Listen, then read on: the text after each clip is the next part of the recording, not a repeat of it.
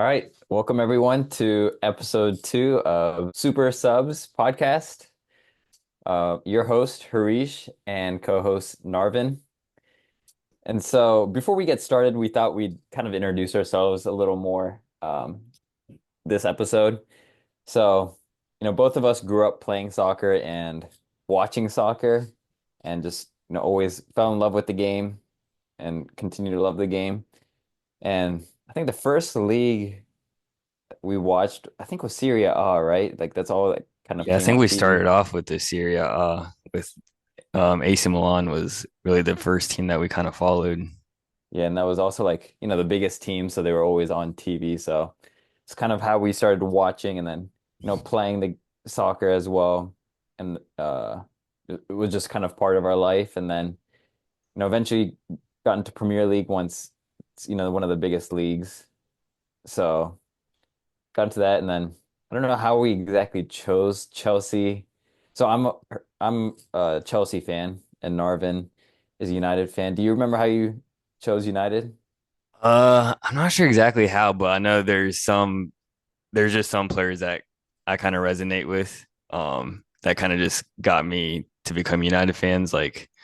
Um, I know Wayne Rooney was a big one, and then Vidic. That's why whenever there's a debate, I always go with Vidic being the best Premier League defender, and then obviously Ronaldo, and then Berbatov. Those were like some of the guys that really resonate with me.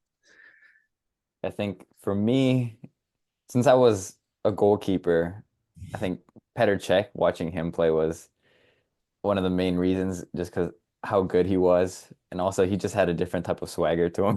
The headgear. So the headgear. So and then you had players like Drogba, which he was probably my favorite player. And you had other great players like Lampard as well.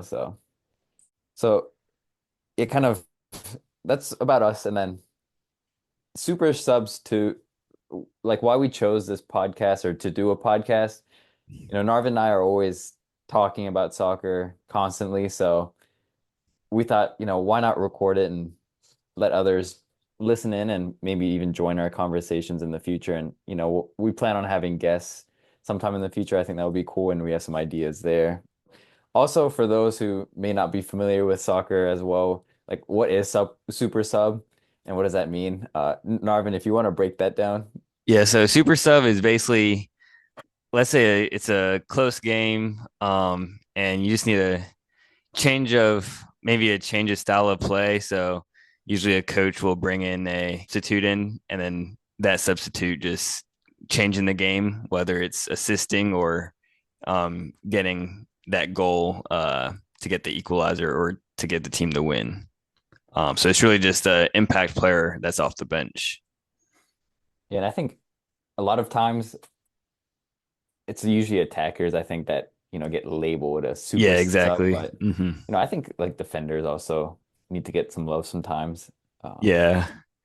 I feel like so when defenders come on, they kind of just say, "Oh, time to park the bus." But yeah, but sometimes saving a goal means just as much as scoring a goal.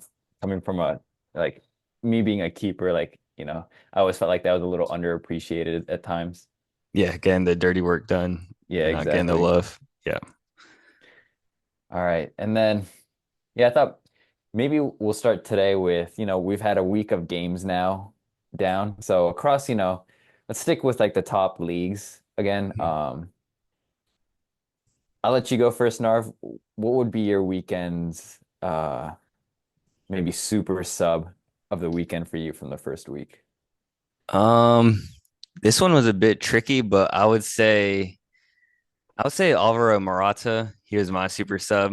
Um, he's he just made a transfer to AC Milan this season, and so Milan was actually down 2-0 throughout the game versus not the strongest of opponents in Torino. So that was a little shocking of a scoreline. And Milan was the home team as well. So big expectations coming in this year. They were down 2-0, and he came on, I think it was a little after the 70th minute. Um, gets a goal, but then typical Alvaro Morata fashion, it was offsides, so it gets called back. But then later on, he scores another goal, which stood this time, and that just gave Milan the momentum to go on to eventually score 2-2 and almost actually end up winning the game. So I'd say Morata kind of was a super sub for me this weekend. What I'm about surprised you? you didn't. I'm surprised you didn't say Zirkzee. Thank I don't goodness. I don't want to give too much I feel like listeners will just keep seeing my bias come out if I said Zirkzee. Yeah, I think so. Yeah, I think Morata was a good shout, game changer, and that was a really good signing for Milan, I thought, Mm-hmm. this year. For me, the super sub of the weekend, I think it might be three players in one, just because they were all involved in this build-up. So, um, I'll go with Aston Villa. Unai Emery subbed on Ramsey, Ian Maatsen, and Duran, uh, with maybe 15 minutes left in the game. And the winning goal was essentially all three were involved. So Pau Torres, you know, lumped it over the top to Ian Maatsen, who had a crazy touch to Ramsey, and Ramsey kind of crossed it over to Duran, who slotted it home. Nice finish. And so it was pretty cool just to see all three subs who, were on there for the last 15 minutes of the game involved in that goal. And also, they could have grabbed a couple more. Duran missed another crazy chance. But yeah, those guys were instant game changers. Uh, so it was very smart subs by Unai Emery there. Yeah, and a big props to John Duran coming in for Ollie Watkins. I know Oh yeah. when that sub happened, Watkins didn't look like he was the happiest, but definitely paid off. Yeah, I think Watkins was frustrated that game. But it was a good game. West Ham too put up a fight. Thought it was Mm-hmm. pretty even. Definitely tight matchup. All right. So today our kind of main topic will be going through a list of awards across Premier League, La Liga, and Serie A, and just talking through the different types of awards. Um, so where do you want to start, Nar? Do you want to start with the Premier League? Knock that one out. Yeah, we can start off with the Premier League. Um, Okay. So the first award will be, so the Golden Boot, what we'll do instead of, just the top goal scorer, let's just talk, each of us kind of discuss who we think will be the top three goal scorers. okay. I'll let you go first, and then All right. So I think in no particular order, but Mhm.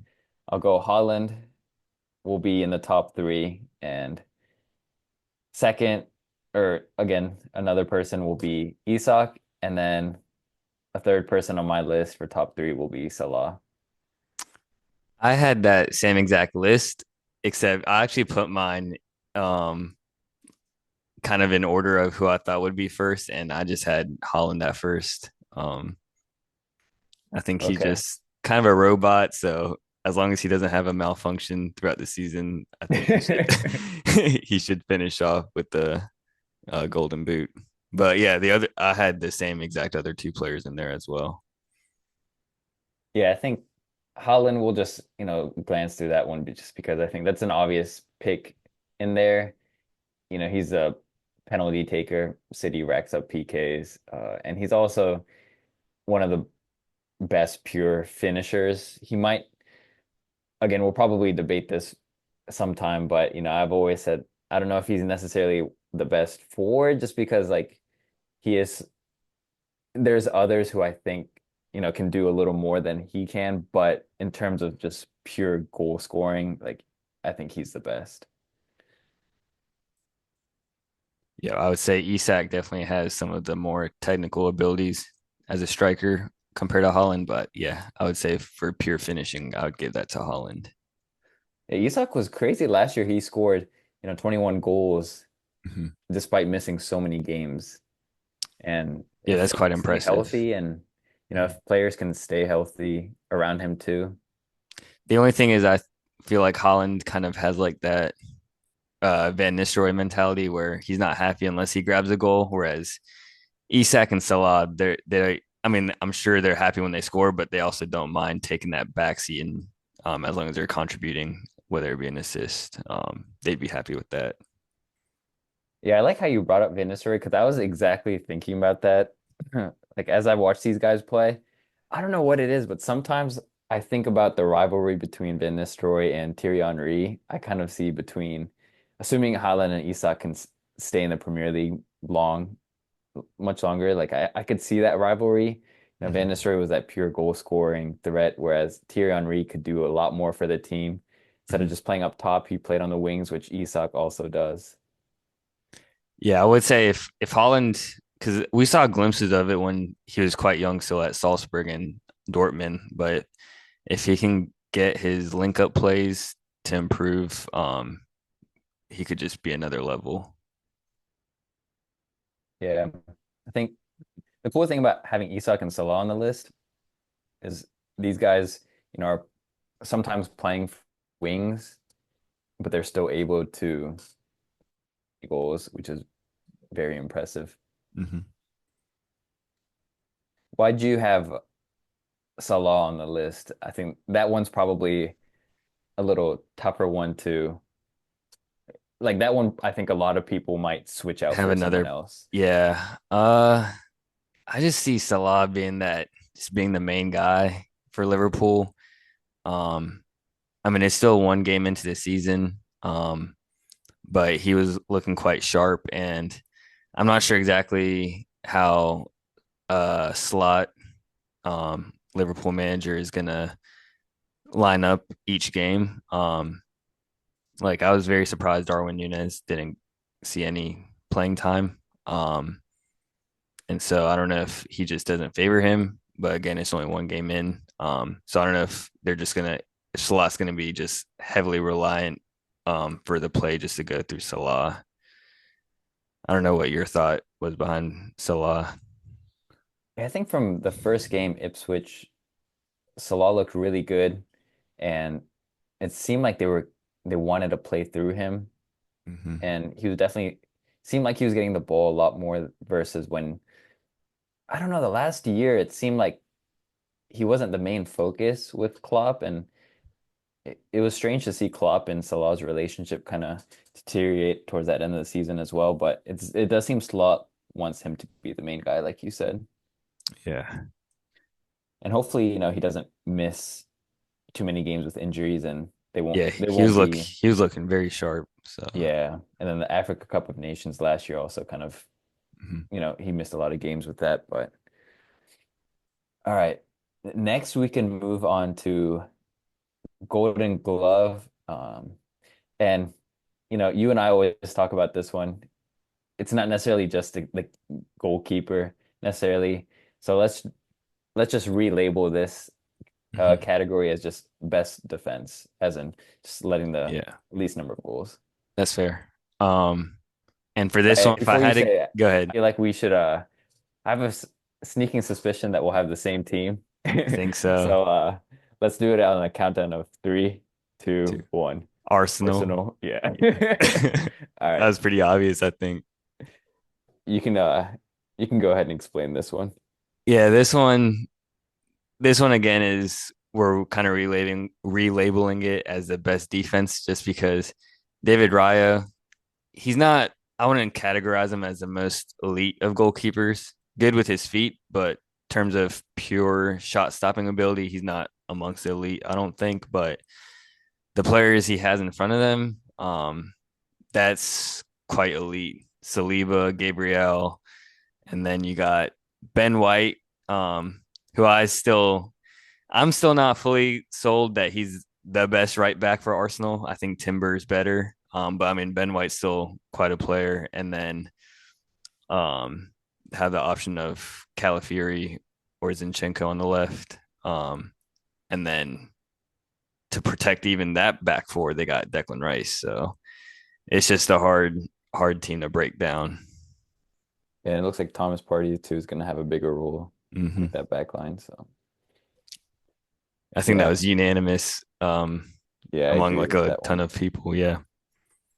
All right, next one I was thinking we could do maybe player of the year. Player of the year. Yep. Um, that one same as my Golden Boot winner. I had Holland.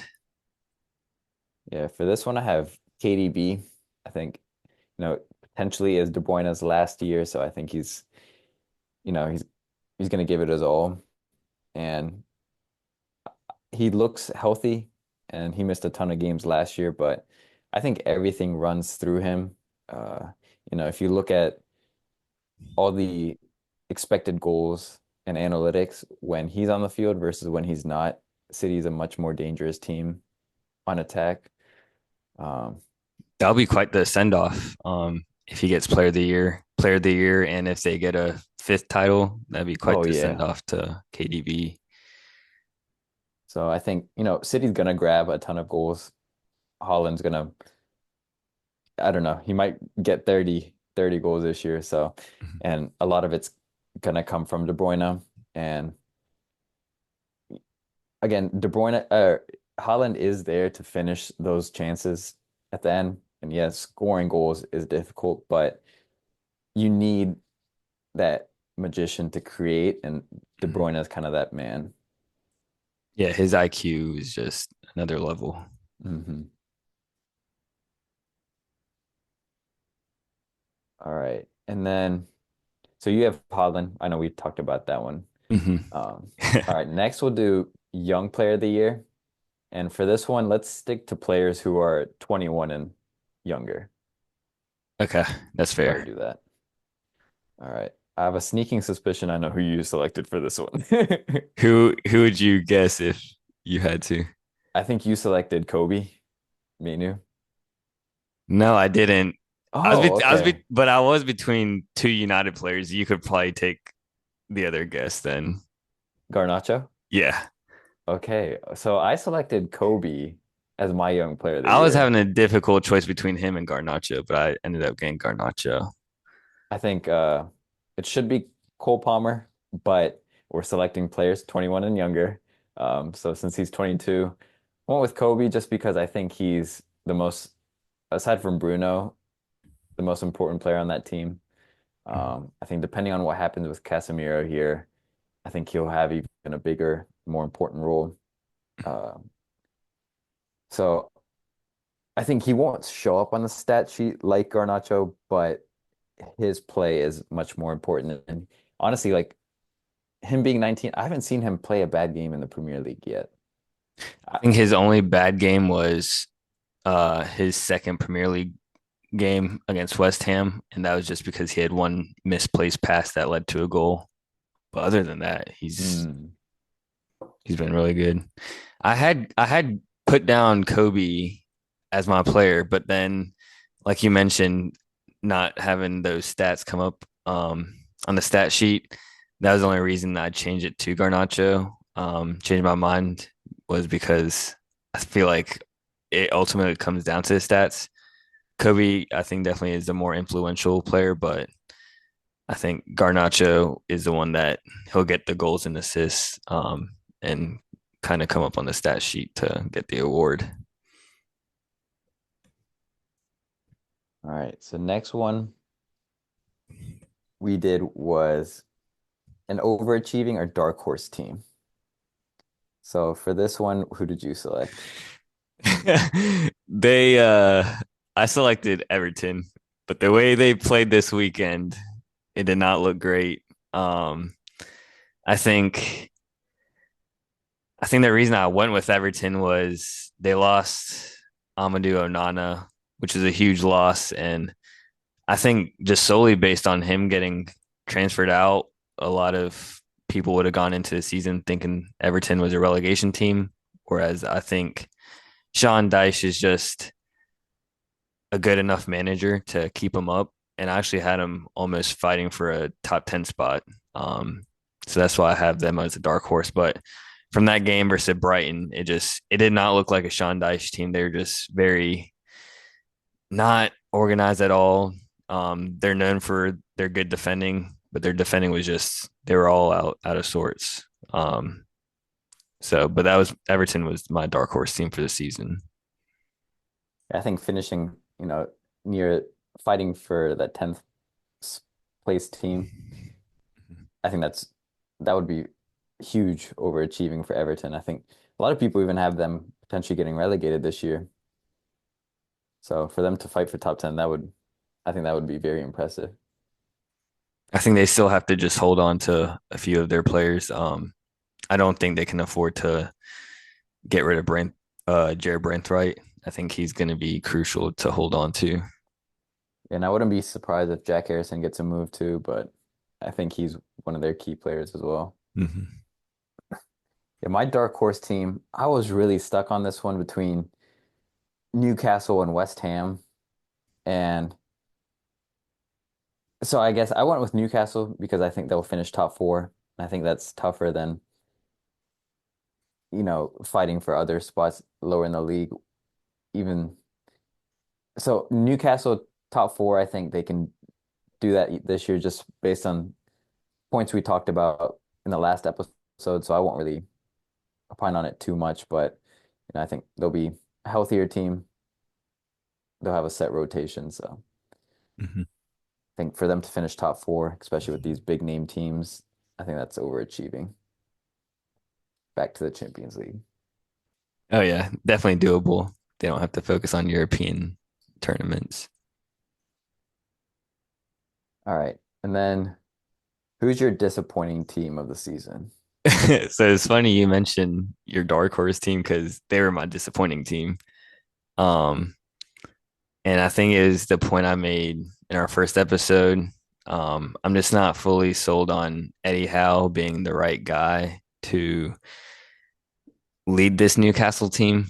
I think I don't know when I think of managers that I would put in the elite category, Eddie Howe wouldn't be that guy. Um, and Newcastle with the new ownership, they've invested quite a bit. Um, and I don't know if Eddie Howe can. I think just not being a top four, top five team is going to be considered failure for the amount of money they're spending. And I had them falling outside of that. I think I had them falling outside of the top six.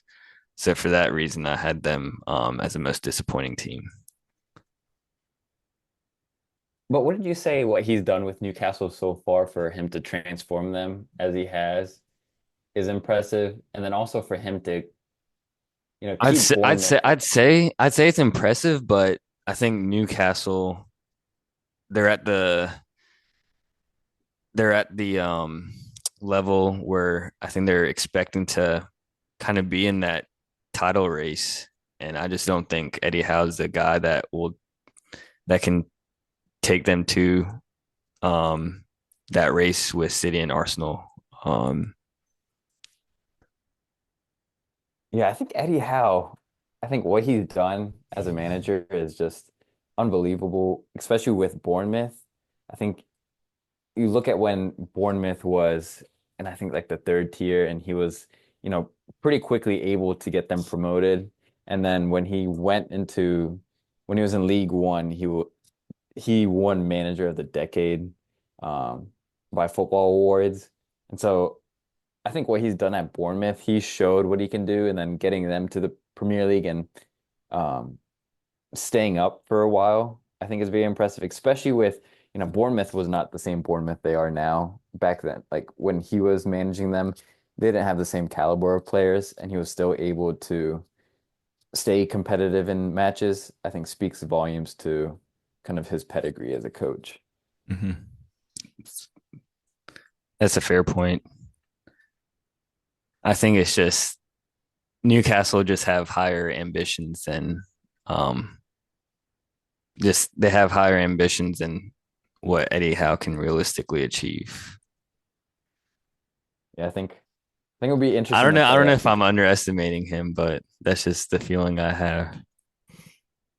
Yeah, I think just what he's done with Bournemouth and seeing what he's able to do with a lot of these small budget squads in top leagues, especially when he was at Bournemouth in League One, they were banned from for like 2 years from making transfers, and he was still able.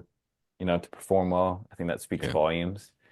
Um, so we'll see. Because I'm in the opposite camp. I think what he does as a coach, Overachievers. yeah, I think Gotcha. he's a great coach. So I think that would be interesting. So who do you think?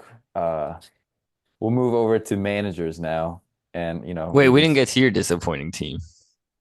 Oh, yeah, that's right. Okay, my disappointing team. Yeah, I almost flew by that. My disappointing team is Manchester United. I wish we kind of skipped it now. Yeah, I think a lot of people are thinking they could potentially fight for top four, you know, top four, make your Europa League spot. I think anything outside of the top six of what people are projecting, a lot of people are saying, I think would be a disappointment. I think for them to go from my table, I think they're going to be, I think I had them the same spot as last year, maybe a spot lower. Um, and that's not an improvement. And so I think that's disappointing if you don't improve at a club like Manchester United, especially at that low in the table.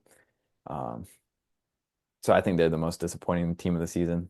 So, and we talked a little about why we thought United would fall in that spot. So, Yeah. Yeah, I would definitely agree with it that anything below that European spot, below that top six is going to be quite a disappointing year. all right. And then we can glance over this one, manager of the season. Who do you think that will be? I have the Um, most boring pick. So, I have a boring pick as well, but I'd say manager of the season is obviously going to be Pep. But for this, I also want to change it up to kind of make it give a shout out to a manager who I think deserves their flowers this year is going to be Karen McKenna. I think what he's going to do with Ipswich, I think Ipswich will be staying up, and just that alone is quite a feat itself. So for that reason, I'm going to have, I think manager of the season, apart from Pep, should be Karen McKenna. interesting. Yeah, I think yeah, for all for managers of the season across all the leagues, I had the most boring pick. So I think ultimately, you've seen historically, it's always whichever team wins the league is typically the coach of the year. Exactly. So I had Pep too, but if I were to give a shout out to an underdog team, um, I think maybe Crystal Palace. Oliver Glasner, I think he's a very good coach. And the second half of last year when he stepped in, Palace were one of the hottest teams in the league. And I think Good they're shout. still, Yeah. especially without Olise, if they can replicate what they did second half of the season, I think he may have a shout for, an underrated coach there, potentially manager the season outside of Pep. He gives me the Tuchel vibes at times. Very defensive minded and making sure that they're tight and compact, but they can also score some goals. And he really brought out Elise last year and Eze like the best in them, Mateta. So if he can replicate that, I think It's a good shout, that might be especially considering, like you were saying, that how they finished the season last year. I think it was the last 8 games. They didn't even lose a single match in that hmm span of time. So, um, they're a pretty enjoyable team to watch. Even without Elise, they were still pretty entertaining, in that game versus Brentford. yeah. All right. And then first manager that gets sacked.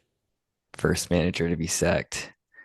Um, this one I think is gonna be Leicester City's manager, Steve Ooh, Cooper. It always kills me when I see him in the no. touchline because he was.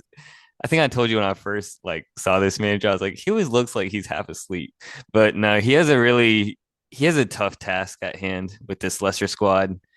Um, I know that draw they got versus Spurs uh is a good result for them, but in the scoreline that looks good, but the way that game played out, Spurs, I mean, they should just put away their chances first half. Could have been what, like 4 Yeah. 0 in first like 30 minutes. So they should have killed that game off. Vardy was a savage after that game, saying, Oh, him and pointing to Ramiro. No, when he was pointing to the Tottenham fans saying Leicester's got one Premier League title and Oh, y'all have zero. yeah, I thought that that was was savage. savage. It's fun to see Vardy back. Classic Vardy. And him scoring two in the opening day, that was awesome. Yeah, it's bound to be. Yeah, my first sacked this year is a guy that you like, Gary O'Neill for Wolves. Ah, I think the main reason I think is unfortunately Wolves, they've lost a ton of players, and Pedro Neto's a huge loss for them. And I think just looking at their schedule, they have a very tough schedule early on. So let me just read out what they have coming up. They have Arsenal, then they have Villa, then they have Man City, then they have Liverpool, then they have Newcastle, all within their first 8 games. jeez. So I think that's going to be really tough. And so you could see them going into October without a single win. And, usually that's not great for managers. Maybe without a single point. Yeah, I could see them, going Oh with 0 points. And he proved last season, I thought, with a small budget and squad, like what he's able to do and stay up. But, losing Max Kilman, your captain, and then Pedro Neto, and then all the injuries that they have as well, I think it's just going to be a tough start to the year. yeah. And I think, you know, not having a win going into October, you're bound to get fired. Yeah.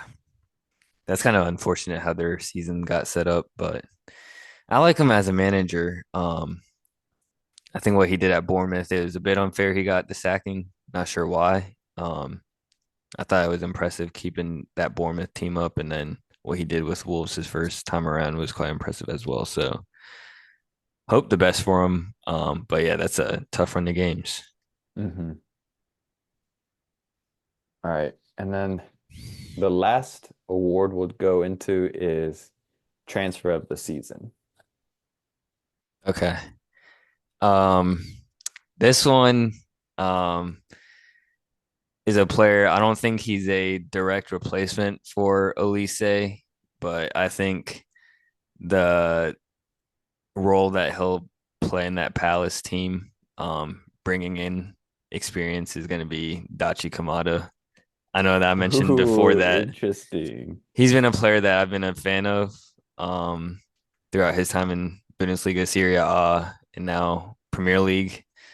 Um, Obviously, the type of player he is, it's nowhere like Elise, very different type of players, but I think what he can provide to a very young Palace team, bringing in his experience, um, I think once he starts clicking with his new teammates, he'll be a player that will definitely make impact for the team. And you mentioned like him clicking. Like I thought first game against Brentford, he already looked in solid kind of connection with his midfield trio and Mm-hmm. uh I thought he looked very like well fit in with the team, especially against a Brentford side who Thomas Frank always keeps the team organized. I thought he created a few good chances for them Yeah, I did this past too. weekend. A little surprised that he was playing a little wider than I thought he would. I thought Sar would have started and then Kamada would kind of been in the middle Hmm. running the show a bit, but yeah, he made some impactful plays throughout the game. Looked pretty good. Yeah, that's a really good shout. Represent for the Asian nation. Yeah. My transfer of the season was Amadou Onana. I think That's a good one. I think he fits right into the team. I think Douglas Luiz, yeah, he was a crucial part of Villa last year Mhm. and years in the past, but I think Onana, I don't know. You look at the price tag and you may not think so, but I think Onana is much better than Douglas Luiz and has a much higher ceiling than Douglas Luiz. I think Um, so. okay, yeah, I know Juventus paid a ton of money for Douglas Luiz, and I think they bought at the ultimate peak. Whereas Onana, I think he's got ways to go, and I think he fits right in. I think he brings a lot of good energy to the team as well. I think he'll fit pretty nicely with also being teammates with Tillemans. They kind of Hmm. already have that international connection. That's a very good shout. That was a player that I was actually hoping United would go after. I think he's just covers so much ground, does a lot of the dirty work, but also can really progress the play. Yeah, especially for such a tall player too. You usually don't see guys that can move so smoothly like him and dribble. Yes, he has. It's almost like Aaron Wan-Bissaka at times, like those telescopic legs. Um, and then also he kind of gives me glimpses of like a skinnier Yaya Toure at times. Very Mm. tall player that can kind of glide through the pitch, but very skillful at the same time. Yeah, it'll be interesting to see how because Barkley he really had a comeback season last year, I think, for Luton. And so Yeah. for him to be on the Villa team, I don't know. I wish he went to another club potentially. He does add a ton of depth, but I don't know if he's going to get much playing time just looking at that midfield. Yeah, I think I wish he kind of played for Ipswich again, like another relegation battle team, and just made an impact for him. Yeah, because Yeah. I don't see him starting for Villa at all, and just coming off maybe just to get some minutes in. But But I mean, as the season progresses and players potentially getting injured or tired and some player management there, I think mhm, he could play a key role. But yep, um, with especially with Onana now, I mhm. don't see much of like him being a week to week starter. I don't either. It's unfortunate, but good player to Mhm. come to hang on to on the bench for sure. All right, so I think we can move on from the Premier League and now we can run through same list of awards and next we can do Serie A and then maybe finish with La Liga. That That works with works. me. Yep. Okay, so first award within Serie A. Who do you think will be the top three goal scorers? So for the Serie A Golden Boot race, this one I didn't have in any particular order. But I had on my list Dusan Vlahovic, for Juventus, Dovbek for Roma, and then Rafael Leao for AC Milan. Yeah, I think I had Vlahovic on my list as well. I Yeah, think he's a good player. interesting, like Juventus last year though, only scored 54 goals though. Hmm. And I think Inter had almost 90 goals. So that's a huge difference there. But granted, he was still able to grab, I think, around 15 or 16 goals. And so I think with these additional player signings that they have and kind of overhaul of the system with Thiago Motta, I think he can grab a lot more. And I think he's a good player and still hasn't quite hit his peak yet. So I think this season under the new manager, we can really see his if he gets his finishing boots on. I know that first game he missed quite a few chances already, but he looked quite dangerous. And I think he's a top striker in that league, so I expect him to contend for that award. Yeah, personally, I think he's one of the top strikers in the world. I don't know if that's a hot take or not, but I think he's kind of got it all. Like he's big and physical. Um, I think his shooting is solid. He's a good goal scorer. I guess maybe sometimes his link up play isn't uh the greatest, but as a pure goal scorer, he's one of the best. And I mean, what he did at Fiorentina, at least, I think Yeah. was one of the best individual performances in the Serie A as a striker. So And if he he's can, one of the very few strikers whose free kick ability is quite oh crazy. yeah, His free kicks are very nice. agree. He almost scored a banger this past Yeah, week. exactly. I'm like, you don't really see strikers being lethal free kick takers. No. So you had an AC Milan player in there. What do you what do you think about that one? Yeah, I think Liao, he's a good player. I think we saw in the Euros how heavily reliant Portugal were on him. Um, and he kind of has that same role in AC Milan where he's pretty heavily relied on. Um, I know bringing in Alvaro Morata, it might be in a good way it benefits Milan, but in a way he might be kind of taking some of the goals too. But I think Leao, he's kind of solidified himself as the guy for Milan, who will get who will rack up on the goals and the assists, I think. Mhm. Yeah, I chose Morata, and I think I had to choose a Milan player just considering they did struggle last year, but I think that was coming down just to defensive reasons. They were one of the worst defenses in the league. Uh, but on the other front, they had the second most expected goals created per 90 minutes last year. And I think Morata's just going to add to that. So you know they're going to grab goals. It's just a matter of where it's going to come from. Like your point, like is it Liao or is it from Morata? So I went with Morata. I think he's a solid striker. Put up a ton of goals in La Liga. So And I think he offers something a bit different than Giroud. hmm Obviously, Giroud, you kind of have to play him as a target man, whereas Morata, he can definitely just you can slip those runs behind defenses and get goals that way. yeah, I think they had Rebic who was supposed to be that type of player, but I think Morata's a different level from Rebic. Yeah, I think when Morata calls it quits and ultimately retires, he'll probably go down. I don't know if you would agree, but as one of the more underrated strikers of this hmm generation. Yeah.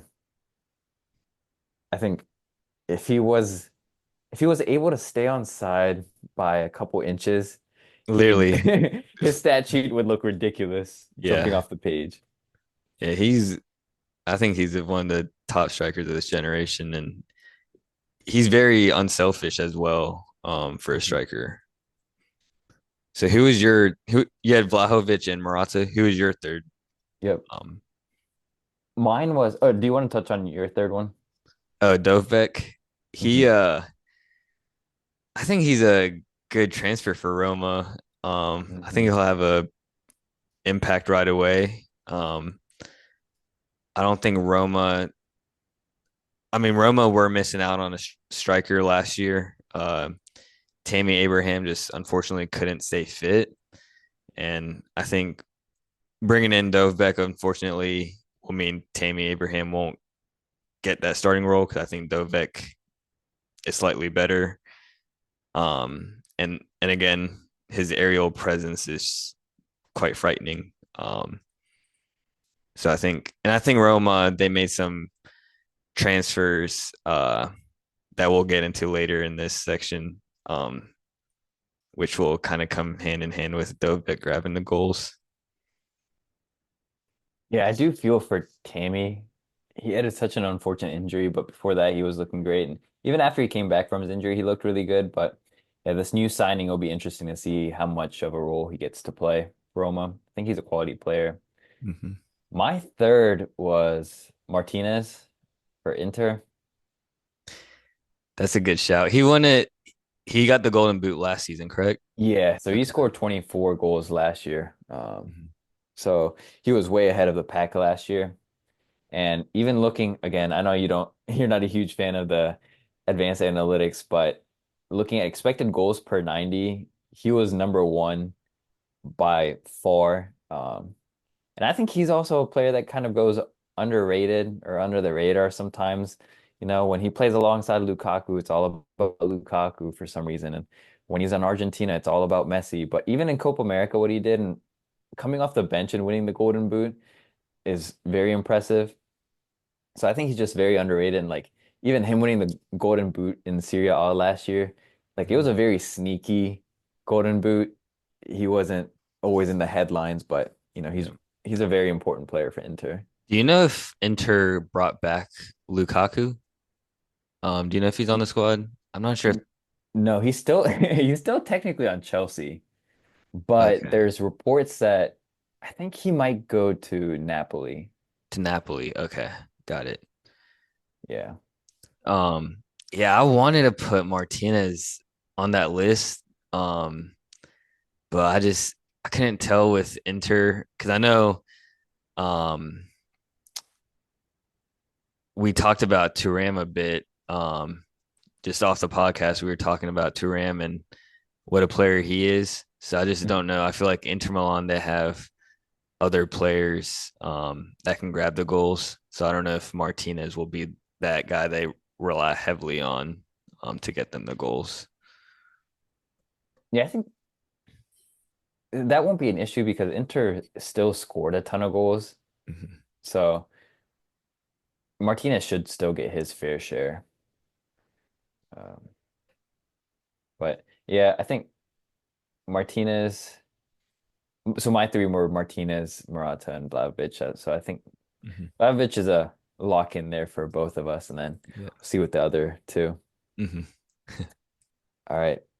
Who did you have for Golden Glove slash best defense? Um, for this one, I had Inter Milan, and this one is just for the pure fact that I'm a huge fan of Bastoni. Um, Hmm. I think he doesn't really get talked about much. And with this whole Euros, everyone was talking about Calafiori, um, and how he was the star man of the Italian defense. But I think Bastoni just goes under the radar. I think he is not only in Serie A, but just in the entire world. I think he's one of the best center backs out there. And also, I think he's a left-footed center back, which is a plus. So, um, just for the sheer fact of him, and then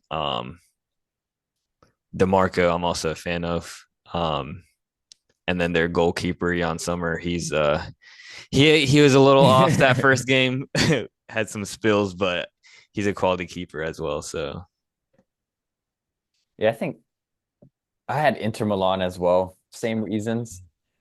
Bastoni is definitely a top center back in the world, but they arguably have the best trio defenders.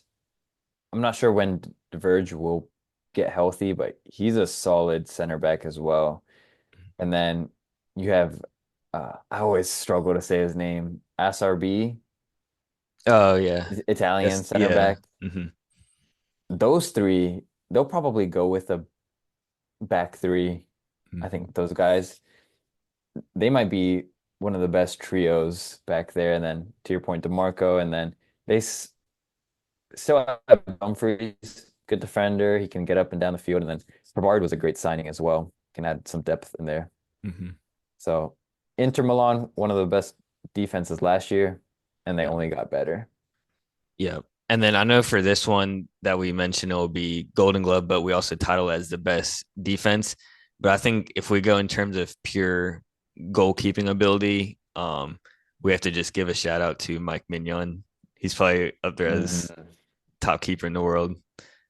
Just unfortunate his four in front of him aren't as solid of a unit. Yeah, that's a good shout. Well, since we're shouting out goalkeepers, I want to give a shout out to Reina. Is still playing at what the age of 40? I don't know if he's even like he might be 40 plus. Yeah, I was shocked when I saw his name on the team sheet. That Como team is just like a retirement home for players. Veron on there. Yeah. Unfortunately, tore his ACL already in like preseason, but Oh, did he tear his ACL? yeah, that's why he wasn't on the squad. That Oh no. I thought it was maybe a slight injury or tweak. I didn't realize it was I think it was ACL. That's what they were saying. Yeah. got it. Okay. That may change things in my ranking here, or one of my awards here. Oh no. All right. So next we'll go into player of the year, and I'll go first real quick just because I touched on him. I went with Martinez. Again, I think he's a very underrated player and just does everything that you need him to do and more. Yep. So I think it's time for him to get some love. That's a good shout. Um, I had one of my Golden Boot players on there as well. I had Dovbeck. I think I don't want to go too much into it just because I have some other players and other awards, Roma related. Um, Hmm. but Dovbeck will be one of the key reasons that I think Roma will have quite an impressive year this year. Wow, you're high on Roma, it sounds like. Yeah, I am very high on them this year. I had them actually, I know we didn't really, create a table, Hmm. but I'm interested to hear what you think Roma finishes. Do you think they finish top four? Yeah, I had them. I have them Champions League bound this year. Wow, okay. I had them, I think I would say maybe fighting for fifth. Mm. Yeah, I don't want to get At too least. much into it because I think I have quite a lot of other people in Mhm. that Roma staff in this award list, so I'll keep harping on Roma. All right, next. All right, so player of the year, you had Dovek. Okay, so next we'll go into young player of the year. Hmm. Who'd you have? For this one, I had Matthias Sol, I don't know how to say his last name. I think it's Sol So, yeah, I think so. Sully. He was a player I was very surprised Juventus let go. I think he's quite a gem of a player that Juventus. I'm not sure why they sold him because I think he's a very quality player.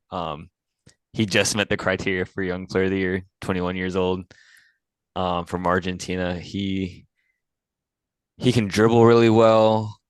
His crossing is um he has good crossing ability. So I think him and Dovbek are gonna just they're gonna be running the show for Roma. I think those two players. Yo, it Um sounds like you were high on Roma. yeah, this kid he's impressive. He's quite the player. No, that is a good shout. I think he is a solid player Mhm. and probably had him on my short list as young players of the year as Yeah. well. Mhm. And surprised that Juventus let him go. But the reason I went with him is just because I don't think Roma's going to be fighting for like the top three spot. I think Juventus is. And so I Mhm. went with a young player. I know who you're gonna say. All right, take a guess. See if this twin telepathy works. Is it Yildiz? Yeah, That's who that's who I have. I was gonna go with him too, but yeah, I think Roma's gonna have an impressive finish though. Yeah, Yeah, go ahead and touch on Yildiz. I think Juventus are going to build around him. Um, I think he's only 19 as well, and he's already the number 10 on the team. Mhm. And just watching him, he's got the passing abilities, he's got the dribbling abilities, uh, and I think he's got everything you need to become a superstar. Yeah. And especially because Juventus, they are having this shift under Thiago Motta, Mhm. and I think this shift is going to be a positive one for the team because they've been very lackluster in the past maybe 2 seasons, 3 seasons. Yep. So they are it's very exciting to see what's happening at Juventus, and he seems like the key man for Mota. What do you think his best role would be? Because I know last year and for the Euros for Turkey, he was playing out wide, but that first game he was kind of playing that number 10 role, which Yeah, I think kind of suited him. that's exactly the role I think he's best at. I think similar to his international teammate Güler at Real Madrid, he plays out wide a lot for Real, and even at Turkey he did somewhat, but I think towards the middle is where both of them will succeed more versus playing out wide. Yeah, I would agree. That Turkey team's going to be quite dangerous. Just speaking of Hmm. international soccer, that team's going to be dangerous for years to come with Yeah, those just those two. this Euros was very exciting to kind of watch them uh, get past into the knockout stages, and unfortunately they lost to Netherlands, but even that game was very close. And in the past, they've always been this dark horse team, but this year it really happened, so it's exciting to see, and especially with the young talent too. Yep. All right, so next we'll go into your dark horse or overachieving team. So again, this one was Roma. Um, I know they finished. I mean, they didn't do too bad last year. Finished No. sixth, which is respectable. But I think finishing two spots above, I'd say that's overachieving compared to last year. Um, so that's why I had them dark horse. I think they'll get that Champions League spot. Yeah, so for mine, I had, and again, I might have to shift this a little, but I had Como just being in the league after 20 years and back-to-back promotions. I know I mentioned it in the last episode with Ipswich that once you get those back-to-back promotions and getting in the top league, it's very hard to stay up. It's a whole different ball game.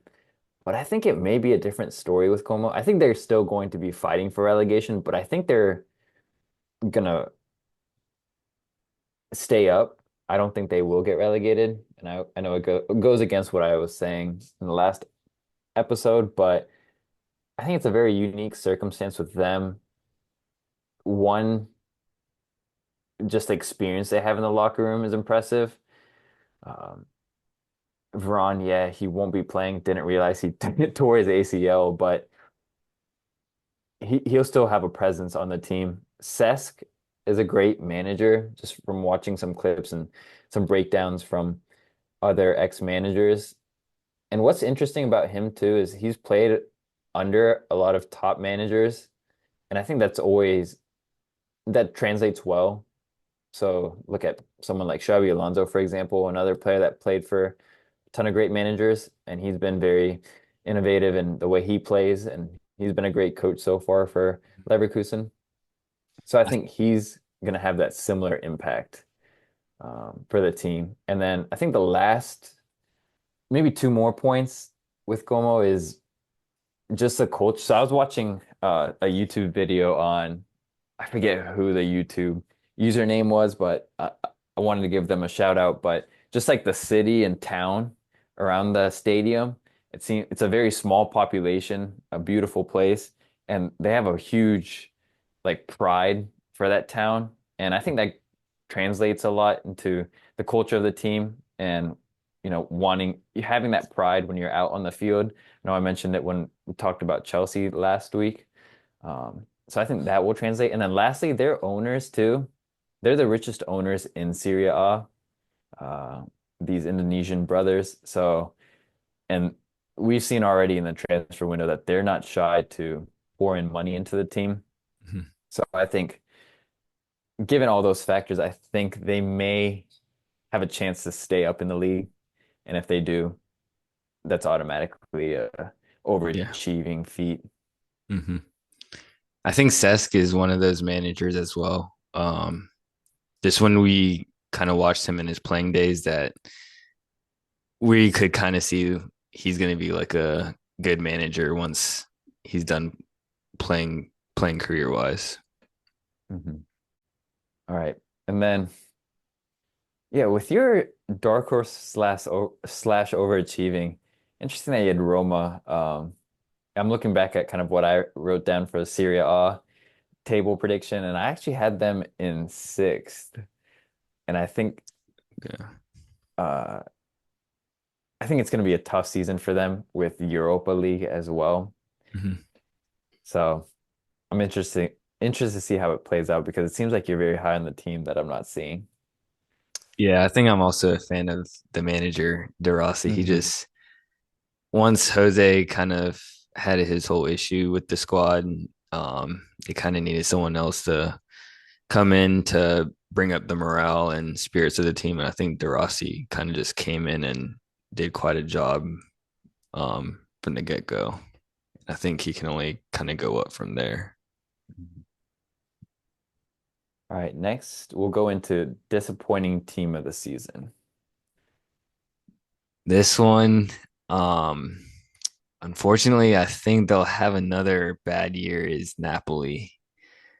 Um, I think that team is just in a mess right now. Um, I don't know if you heard about like that story of Vicha. I don't know how to say his last name, Kvaratskhelia, that Hmm. Georgian winger.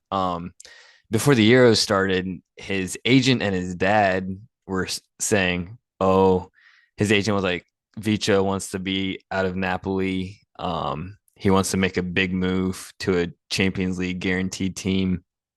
And then even his dad was like, "Yeah, my son deserves to be in a Champions League team." And then this was right before Georgia's debut in the Euros, right before their opener.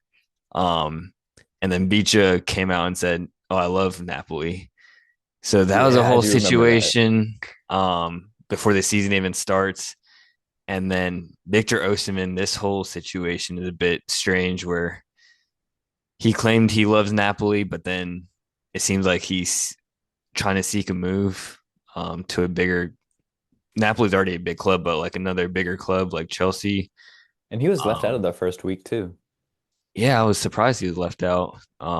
I don't think we've really seen that before. Like this first week, we've already seen Osimhen kind of left out for transfer, not even things that are happening, but just rumors. So Rumors, yeah. Osimhen, Ivan Toney was someone that was left out. I Hmm. feel like there were a couple other players this weekend that were left out just for rumors. Yeah. And so those are I mean, those are Napoli's two biggest players, I think, Yeah. um, that already have drama. Um, and Napoli, I feel like Italian teams in general, they're, as you mentioned, Como before, have their fan base is so tight, having that culture. I think Italian teams in general, they're just Hmm. have a very passionate fan base compared to English and Spanish fans. Hmm. Whereas if like a player they feel betrays them, I don't know if they can forgive them. So I think Napoli, I mean, they have a great manager in Conte who literally brings teams from like eighth place one year to winning the league the next year. We've seen that plenty of times, but I think Napoli just right now that they're just in such a mess. And it's a shame because they have quality players. Labaka, he's a player that I really like watching play, but I think their locker room and just their whole culture right now is a bit shambolic, and I think that's going to cost them. I think finishing outside Champions League is just a disappointing season Hmm. for a team of their caliber. Yeah, see, I had them outside of Champions League as well. But like, is that really disappointment of the season though? Because I have them actually finishing outside of European spot. I have them falling again to I think that 6-7 spot. yeah, but I don't know if that's technically like would you consider that disappointing though? Because they were what 10th or 11th last year, so it's still Mm-hmm. an improvement. And then you know all these things going into this, like their squad, they have a whole new manager, some players that you're not very sure about their future in the team. Yeah, I think um, I don't know. I think Napoli when they appointed Conte, Hmm. they know he's a drill sergeant. Um, where he's going to demand the best out of players. And I think Conte always brings a winning mentality and always gets teams to win the league, or if not, get very close to winning the league. Um, and so I don't know. I think missing out on Europe again is going to be I would consider it a disaster. Just Hmm. considering the players they have. I mean, they have really top players in that squad back to front. So Yeah, I think I agree with you. I think they will finish outside of the top four, maybe sneak into the sixth spot.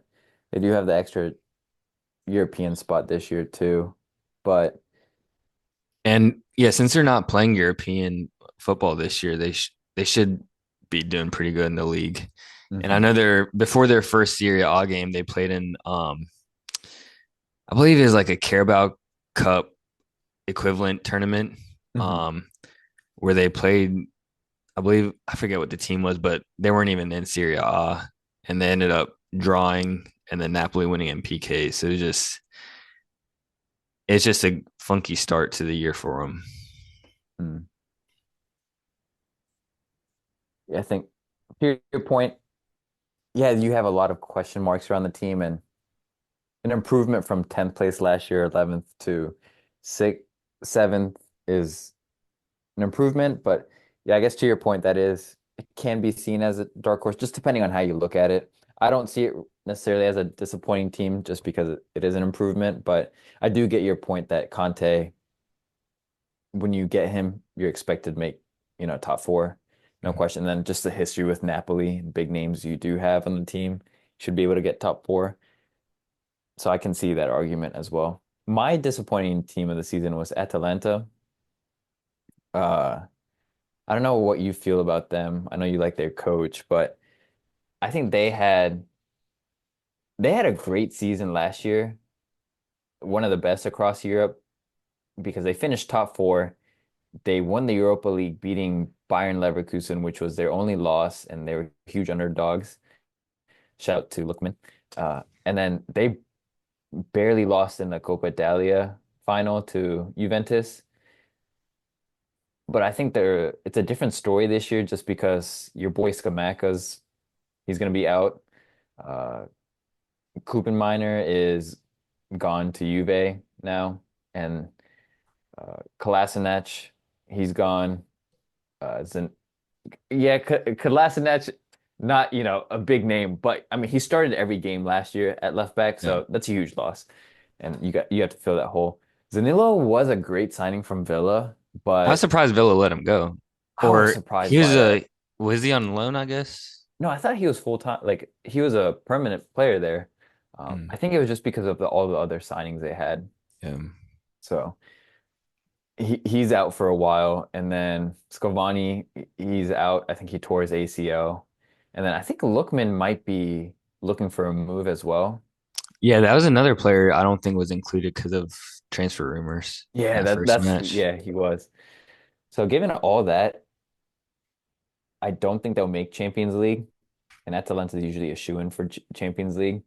And then even with Italy, Serie A getting an extra European spot, I think they'll still miss out, That's just an given interesting all these shout. injuries. I'm I always forget how to pronounce the manager's name. But I think at Atalanta's manager, I think he's a bit underrated. Um, the way they always qualify for Europe, um, it's appealing the way they play. Even though they don't have the big names. And I think Scamacca is a big loss. They kind of Hmm. like playing through him, but I know they made that other signing, Matteo Rigoli, that Italian forward, who got 2 goals in the opener, and then their other signing, I forget his name, but he had 2 goals as well in the opener. Um, but yeah, that's an interesting shout considering I feel like they're one of the teams that's always consistently in that 1 to 4 spot for Yeah, Serie A. I think they're really going to struggle to make it to European competition next year, even five, six. So I think that would be disappointing if they don't get the top six. Mhm. I think they will have a huge drop off in production this year, just given all the players that are going to be out. That's a very interesting shout. Yeah, I wouldn't Uh, have yeah, I'm thought. excited for Serie A because it seems like we have some different opinions on what's going to happen and unfold. Like Mhm. Napoli, I think we have similar. Inter, we do, but we'll see with some of these other one-off names. Now, do you think Conte, if he doesn't have the success, I wonder how? Because I know at Tottenham he kind of sold out on the players and kind of forced that move. And it wasn't the greatest of look on his part, um, kind of just throwing the blame on the players. But I wonder how it's going to be if Napoli kind of have a similar season. I hope not, because I like him as a manager, but I think it'll be a tough year, tough situation he's in. Yeah, I'll always die on the hill that I think Conte is the best manager of all time. And so I think Napoli getting him Of is a all very, time. yeah, of all Oh, that's time. crazy. I think he, what he at Spurs, I think it was unique just with what goes on around Tottenham and that ownership as well. And he even had a few press conferences where he does not hide his emotions and what he's No, thinking. he's very blunt. He's very blunt. And even like Mourinho at times hid from the public like what he felt, like really felt at Tottenham until he left Tottenham and was like, yeah, this was like an unmanageable team. So even for Conte, I think like even though he tried his best at Tottenham, I don't think he necessarily sold himself out. I think it's just a team that was just kind of unmanageable. Um, just they just needed a lot of personalities to get out of that locker room. Mhm. All right. Next, we'll talk about manager of the season. Who's your shout?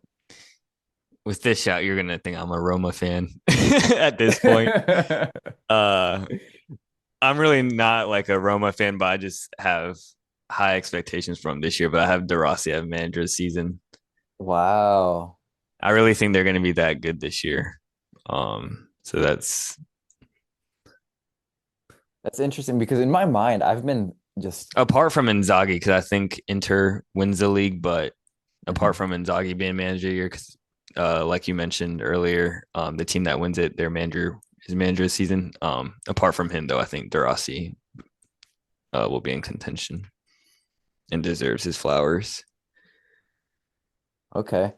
So I guess we'll go into the next category as well. Well, yes. So my manager this season is Inzaghi, just because Inter I think will win the league, and so Inzaghi's gonna by default. So, but a shout I think will go to Thiago Motta, just with what he will do with Juventus and overhauling the whole system, and I think they'll be pretty competitive this year. My What? first, Go oh, go ahead. ahead, go ahead. What did you think of his move to Juventus? Like I know because his former team, he led them to that top four spot, so they would have already been in that Champions League, which I'm sure is everyone's dream of playing and managing in. So do you feel like making that Juventus move, knowing you won't get European football competition, was a good move for his part? Yeah, I think this, just coaching at a team like Juventus just adds to your resume where if he can really turn them around and overhauling whatever they had in place and letting the best players in the team go and saying like, hey, it's my way or the highway. And if he's able to become successful from that, I think he'll be one of the most sought after managers. And he's gonna have his like kind of name sewed in, as someone who will be in that managerial scene Yeah. for the foreseeable future. Juventus is a tough task because they're always expected to be fighting for that title, but past few years, I feel like they're just almost in the rebuilding phase, but they still want to compete for that title. And they've brought back like Allegri, who's been experienced with the team, but he hasn't been able to replicate his success. So I Mhm. think he has a big job in his hands. Yeah, I think for anyone, since he is newer to the managerial scene, I think it's a good challenge to accept because I think it's a win-win. If you don't do well, hey, you have all these other top managers that just came before you that did poorly. But then if you do well, it's like, wow, you were able to turn around this team. Mhm. So, and then first sacked, I actually had De Rossi as the first Wow. sacked manager.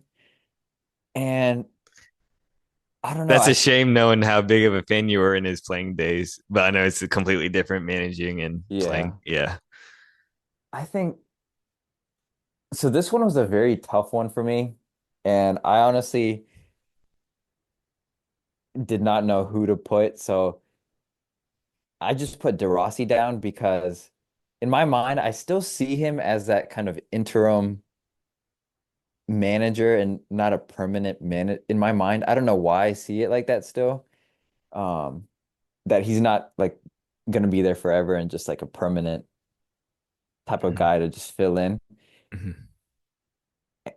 And he's one of those coaches that are more of a motivator and player type manager, like their personalities and stuff. And Would you say almost sounds like a Ollie Gunner?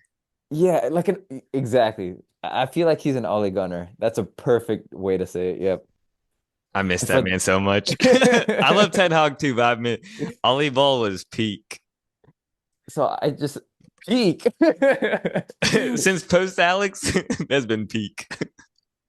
So yes, no, that's exactly what I see it in my head still is I see him as an Ollie type of manager where he's gonna Mhm, be here temporarily. Maybe it's not this year. So my guess is fully it's just a throwaway guess, but maybe in the following year he might get sacked just because I don't see him as that tactical type manager. mhm. The way they play isn't too exciting for me. Um, they've been grinding results out. So I just see him as kind of a guy to fill in temporarily. So I was That's fair. surprised he actually Yeah. like they I think the only reason they kept him too is because of the way they finished under him. Mhm. And, when you get a new manager, especially a personality like DeRossi, players can kind of get excited and hyped around them, Yeah. but then eventually that's going to fade away. And I think when you have someone like DeRossi who's more of that personality type guy that can bring a locker room together, players can get excited around that, but eventually it's going to fade, and you do need some tactics and strategy and have other attributes to you as the coach versus just getting guys excited and motivated, which is still important, but Mhm. That's one fair. factor. Yeah. It's a fair point. Yeah, I was having trouble as well coming up with manager first to be sacked for Serie A, but I went with the Verona coach Paolo Zanetti. And this was just off the basis of him kind of having a poor track record in the past. I don't think he's had a season that where his winning percentage was like over 30%. Um, so I just think that's a team that's always also fighting for that relegation um area. So for that reason, I had him first one sacked. And then lastly, we'll go into transfer of the season. Who did you have? For that one, I had Dovbik. Uh, I think he'll just bring a lot to Roma. Carry on what he did at Girona to Roma will be a huge win for Roma. Um, I know Girona they had Savia, who's at City now, who was a key player that kind of provided um, the services for Dovbek. Um, and I'm expecting Sol to kind of carry on what Savinho did in providing this assist to Dovbek. I was hoping Dybala would stay, but it looks like he's leaving the club at any point here. But I think if Dovbek can get Roma to that top four, he should be transfer of the year. Yeah, that's a really good shout.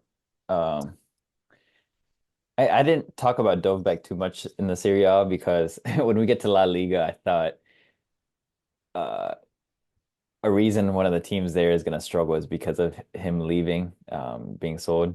I think Mhm. he's a great player. So I wanted to be a little different here and just throw kind of a random name out there. There's a lot of like Dovbek's a great player. You have players on Juve, Thuram and Douglas Luiz. But just to be a little different, well, first I wanted to give Ron a shout, but I guess I didn't realize he tore his ACL. But I think Spinazzola is a good shout for um, Conte's team. So, I mean, Conte's inheriting a Napoli team that was similar to Milan for a big team. They were very poor defensively. Um, Napoli were bottom eight team in terms of goals against last year. And just knowing Conte defensively, that's unacceptable. He's one of the top defensive managers. And So that's gonna flip. And so Spinazzola was a key signing in that. Yeah, he's 31 in experience, but probably a little what they needed in that back line at Napoli. And just based on the first game, it looks like Conte is going to just resort naturally to his back 5-3 Mhm. hybrid. So Spinazzola is going to be a lock-in out there in the left wing back role. So I think he's going to be a certified starter. I hope he And stays injury free because I know that's after true. the Euros or during the Euros 2 years ago, he was on that. I believe he was team of the season for that left back. Hmm. Very good tournament, and he carried that on to Roma, but then started having few injuries that kind of hindered um like his potential that we saw at the Euros. Hmm. I think if Napoli can defensively turn it around, he's going to be an integral part of that. Hmm. And I think, as you mentioned, Conte being heavily defense reliant, I think if he can change the way Di Lorenzo plays, because I don't think he's the best defensively, um, I think Napoli can make improvements if Conte can get the best out of him defensively. Agreed. All right. Lastly, let's go into La Liga. All right. So same structure here. Hmm. We'll go through each category. So starting with most goals, who do you think will be the top three? I'll go first, Yeah, you go since you've first gone this time. first in the last one. Hmm. I think I went pretty boring and basic here. I went with Mbappe in no order again. Mbappe, Vinny, and Lewandowski. Those are just Okay. shoo-ins. I had two of the same players. Um, Ooh. the same ones, Mbappe, that one obvious reasons, and then Lewandowski. And unfortunately had to leave Vinny out, and I had Alexander Sorloth on Ooh, the list. nice. That's a good pick. I think Sorloth, he had a good year at Villarreal, and then now he's just surrounded by quality. So I feel like once you're surrounded by even more quality, you're just bound to exceed your previous numbers. No, I absolutely love that pick. Very I think underrated pick there. Because I think most people would have gone with what I selected. Super boring, but I really like the Sorloth shout, and we'll probably touch on him a little more later on because I'm going to bring him up for sure when Yeah, we I'm get to one excited of about our. Atletico this year. All right, Golden Glove or best defense. um, this one I had Real Madrid. Yep, that's who I have. This Real Madrid team, it just feels like the Galactico days, like just stacked all around. Depth coming off the bench, also just completely stacked. Keepers, they assuming he stays healthy this time around, Courtois, you could debate him or Allison best in the world. So um just all around they got the best talents. I think from that first match though, they did look a little shaky just because Mbappe, Vinny, and Rodrigo all like they're such an attacking force. They don't really track back as much, Mhm. so those gaps can be left behind. But other than that, I expect them to be holding down the uh, clean sheet. Yeah, it makes me sick how much I have Real Madrid in our categories, in today's categories. It I think just I makes do me, too. Yeah, I just hate it. And yeah, it's cool to see all these great players together, but it's like why is everyone going to Real? I don't know. I wish they stayed at these smaller clubs or these other clubs mm-hmm. and not band up together. But I also had Real Madrid. I think another big reason is they had Militao back and healthy. So I don't know if he still looked up to his best though, like pre-injury. He still looks like he's lacking sharpness. Like he's not fully sharp yet, but yeah, that's I think definitely a his player to be looking forward to. yeah, on that point, his passing has looked a little off, but I think defensively he's looked solid. Hmm. But yeah, just him, his passing's looked a little off, and uh, he does seem to like read the game a little. I don't know if he's just hesitant or That's something, but exactly how I felt. Like his reading was a little off. yeah. All right, player of the year. This one had to go with my boy Vinny. I think with the Mbappe transfer, I still I think it's still Vinny's team. Um, in that first game, it was so exciting just to see how the three of it was literally like playing FIFA video game, like the way they were. It was like they're just trying to walk into the goal. But I think Vinny just he can create as well as putting away the chances. So I had him as player of the year. Yeah, my player of the year, I think he's gonna go back to back. I had Jude, Bellingham. Interesting pick. I think although you have those front three guys, Mbappe, Vinny, and Rodrigo, you and I probably can both agree Hmm. is very underrated on that team and one of the Does best not get wingers. the love he deserves. No, he is a star player. If he was like on United, for example, he could carry them to the top for himself, I think. Hmm. He goes very underrated at times. But yeah, I think Bellingham, even with those front three guys, he's gonna be the main guy. Real Madrid, they're the biggest club in the world, so it's gonna be one of the players from Real Madrid. I'll be very annoyed if it's Mbappe. Um, but I it's was gonna very annoyed at Hulu having the Mbappe cam. I don't know if you like watched it. no, I I just did saw not. it and I was like, "No, this is too much." Yeah, I did not get it. Like it was frustrating to see that as well. I thought it was a joke. Hmm. When I saw Mbappe cam, I couldn't even find the actual game. The first thing that showed up on Hulu was Mbappe cam, and I Yeah, was I had like, to "Are you scroll for the serious?" game. I was like, "Yeah, this is No, same. ridiculous." But I think Bellingham, even with those front three, he's going to be the main guy on the team. I think he'll have a better role now w with Cruz gone and Modric. It seems like probably might be coming off the bench and just more managed. So he'll have more legs in that midfield where he doesn't have to necessarily defend as much. So he's going to be happier. I think in that freer role, he can go up much more uh in the attacking third, unlike last year. So his stats last year were already amazing. They're only going to improve now because of that. Kamavinga, yeah, that's a big loss, but they have it looks like Valverde might be playing in the midfield. I love that. I think Yeah, I love he's that. That's his, I think, best. yeah. Even though he can literally play anywhere except goalie, like Hmm. Yeah, I love that he's playing in the midfield. That will help Bellingham being able to push forward. His stats will look even better.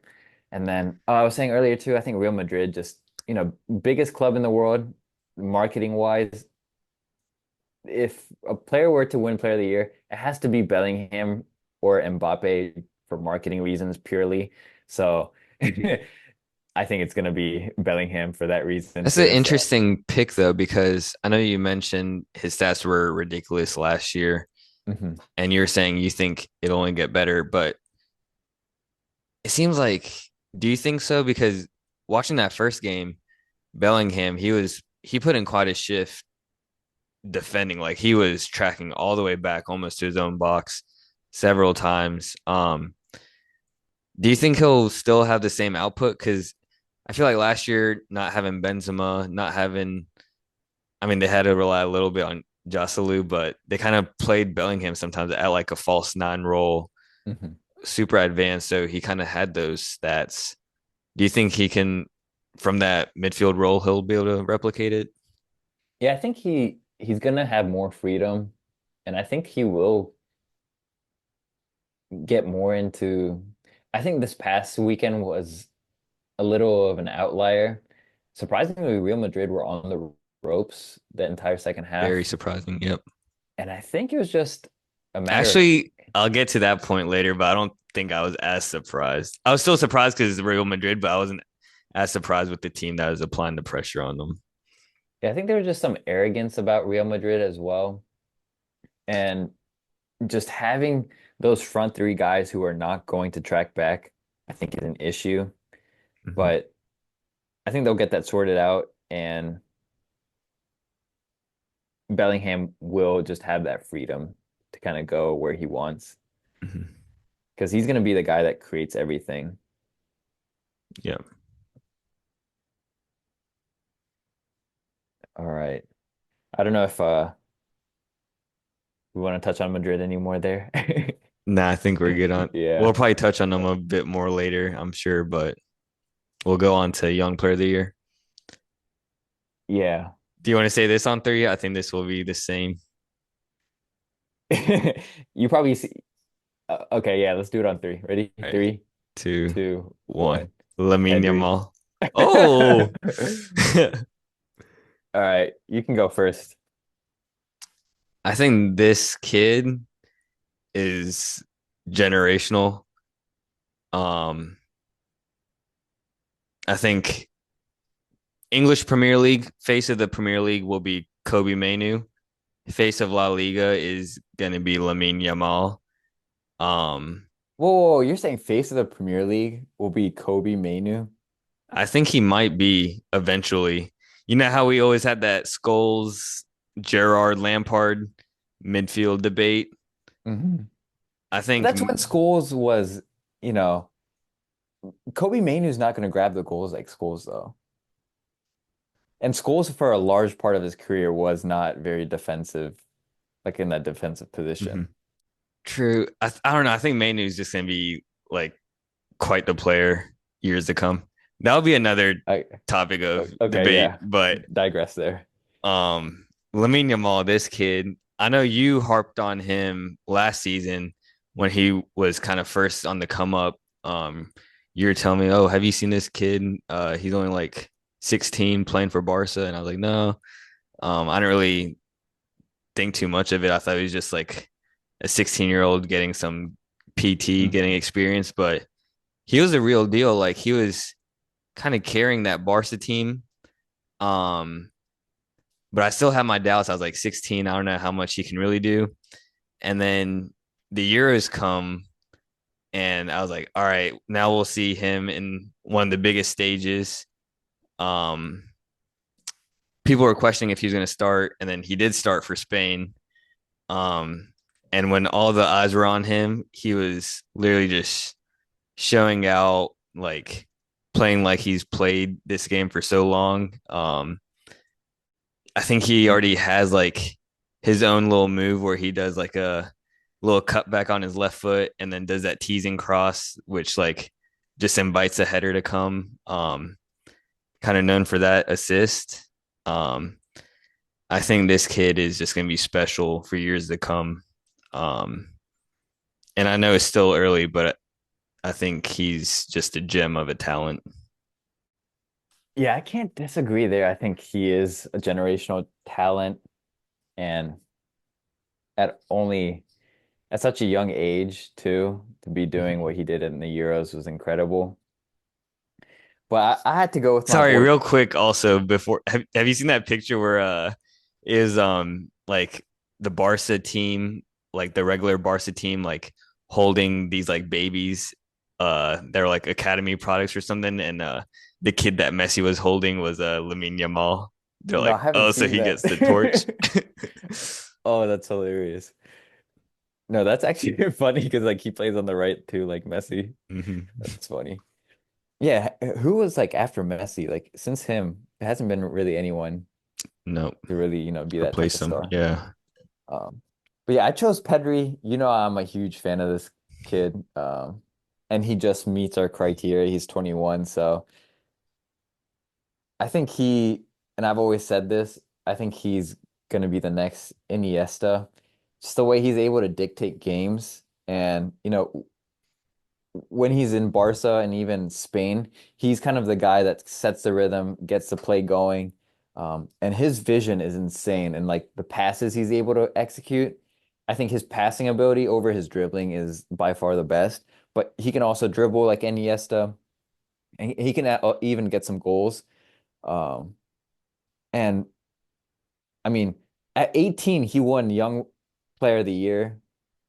Uh, I think across the world, and then he won like the what's that award called? Golden Boy Award Oh, at the the age of cut. Yeah. 18, Hmm. right? And then he was also that same year he was listed on the Ballon d'Or. Like for that, like that's amazing at the age of 18. So for him to still just be 21 and have that already in his locker, I think he's bound to be the young player of the year. And then also like just to show kind of his importance to the team. Yeah, he had kind of injuries wear him down, but that's because these coaches were overusing him. They need to find a better way to rotate Pedri because they can't continue to kind of run him down like this.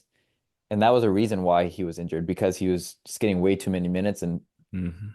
taking a toll on his body. I think it was like during the Olympics when that whole image, that picture meme was like going viral of him like just looking dead, like his eyes were just like bloodshot, like Hmm.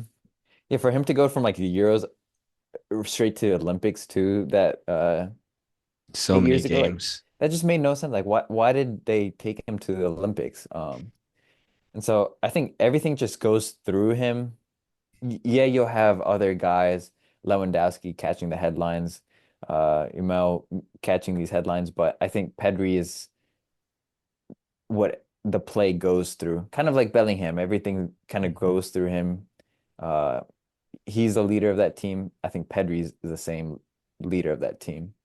And he's very nicely uh they had that very nice balance with him and Frankie De Jong. Hmm. Um I think Frankie de Jong was a great addition to the team. Now Pedri can kind of play where he like. I don't with Xavi, it was weird. Like I thought Xavi would know better, but he I didn't really like where he played Pedri sometimes. Um, so we'll see. I think his best role is like when he is kind of that number six type player. So yeah, and I think um like I mentioned, Lamine Yamal is just special, but I think Pedri's up there as well. But one of the contributing factors for him not being a young player of the year was the fact that you mentioned his injuries. I think he's just getting run down a lot um, because he is so heavily reliant upon. I think injury. He's just very injury prone now, and when he does get Mhm. hurt, he's out significant um, for a significant time period. So I think that's just the thing that holds him back. But apart from that, he always looks great. Yeah, even la end of last year when I was watching one of their games, it was cool to see, games with Pedri and without Pedri. Again, I love these kind of advanced stats and seeing expected goals. It was a whole goal and a half more with Pedri in the team, even Mm-hmm. shots taken and chances created with him.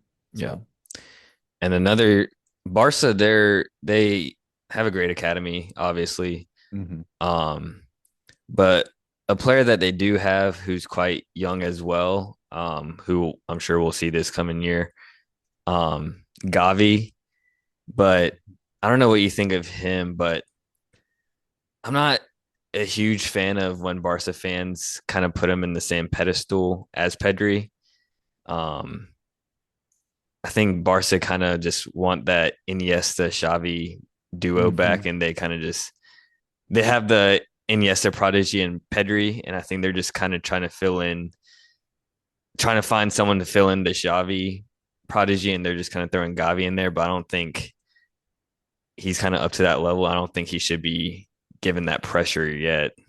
Um, Yeah, that's a really good point. I never really thought about it like that, but it does seem like fans have overhyped him, especially Barca fans. And I was always curious why they did that, especially when you have a player like Pedri. Why not give him the praise that he deserves and mhm. try to put, but that kind of makes sense. Like they are reminiscent on those Iniesta and Xavi days. Yeah, I think if Barca just give Pedri the keys to the team, Mhm. um, build around him, uh, they can be definitely a great team in the future. Oh, completely agree. All right. Next, we'll go into our overachieving slash dark horse team. Okay. I'll let you go first on this one. All right. I was gonna go with this one was a little interesting. I thought it could potentially be Morocco. The team Real just tied. Um, but I took a different turn with this. I went with Atletico. So you'll have to hear me out on this. Atletico as the dark horse? Yeah, I think, them finishing top three, like, I mean, what more can you do? I think they may compete with Real Madrid this year for the title. I think it's typically Barca and Real, and then Real runs away with it. But I think this year Atletico can make a serious title contention with Real. I don't think they'll win it, but I think it can uh they'll actually like Interesting. be in competition for it. So I think that's overachieving. But why do I think that? I think Diego Simeone is absolutely cooking with Atletico right now in terms of transfers. And I think they have one of the best teams in La Liga on paper. It is unfortunate Real Madrid are so strong because I completely agree. I think this might be one of the most entertaining Diego Simeone teams that we'll see in a really long time. Yeah, he's been expanding the way he plays too. It was so And very defensive and just mhm. you kind of know what you get out of his team, but now it's yeah, I agree with you. And he still has a defensive like mind and discipline as well. But I mean, just listen to this team he has. So he has Oblak in goal, one of the best keepers in the world. Azpilicueta brings experience along with Jimenez, and then their other center back. I mean, they no longer have to play Witzel in center back, which I mean he was fine, but I think his best position is in uh in the center of the midfield. But they have Lenormand from Real Sociedad. Very good I think transfer. super good transfer. And then they have Lorente, who's amazing, can play anywhere on the field that you need. They have Koke, who's still good. DePaul, who's not bad. Uh, Gallagher. Is he official Sad. yet? It's official. Sad. Uh, I'm very excited for João Felix at Chelsea though, but I'm also very upset with. I'm okay. I don't know. Like if he's not part of our coach's plan, like I get it, but the way I guess we went about just selling him and giving him the boot and not even allowed in the first team facilities, I think was messed up. mhm. And then they have Julian Alvarez, super underrated player at Man City, super underappreciated. He's got Very, quality. very underappreciated. I think ton of goals in him that we haven't seen yet. And then to your point, Sorloth, who, believe it or not, scored 23 goals last year. Insane. So Ridiculous. Yeah. I think that's a huge sign. So Atletico is cooking this You year. mentioned Griezmann too, right? Oh, I didn't even, yeah, Griezmann. Yep. So I think just with the squad, I'm excited to see what they do. And I, again, think Real will probably end up winning. If they don't, Real's automatically biggest disappointment of the season across the world if they Oh, I don't win the think league. so. Yeah. Like, come on now. You have Mbappe too, and yeah, I can't with Madrid. But so if they can, you know, contend with Real Madrid for the title, I think that's overachieving. It's yeah, that's a good point. Um, I think, yeah, as you mentioned, I think Real Madrid win the league with ease, um, quite comfortably. But I think Atletico will be there as three or two. But I don't know. I thought Atletico for them to be the dark horse, they would have to kind of be the league winners or at least contend for the title. But I don't think the title race will be close. Yeah, see, I think if the title race is close, then they're Hmm. overachieving. Got But it. they were Okay. out by what, like 20 points this year, so Yeah, that's a fair point. Um, my dark horse team is Sevilla. I ooh. thought they had a disappointing year last year. Um, but I think they had a few interesting signings um in the transfer market. Um, they brought Ian Nacho, who will be their new striker. They brought in Sambi Lakanga from on loan from Arsenal. And I thought he had I know how we talked highly of Ross Barkley at Luton. I think Lokanga was another player who went under the radar a bit, but had a quietly good year at Luton. And I think now he got the next step up. um, to Sevilla, and I think he can do some things for them. Um, they brought in Gonzalo Montiel on loan from Forest. He'll be a good option at the back for him. And then they brought in Thomas Delaney, who can bring experience on that midfield. And then Oh, I forgot about that signing. That's a another good good signing. signing that they made.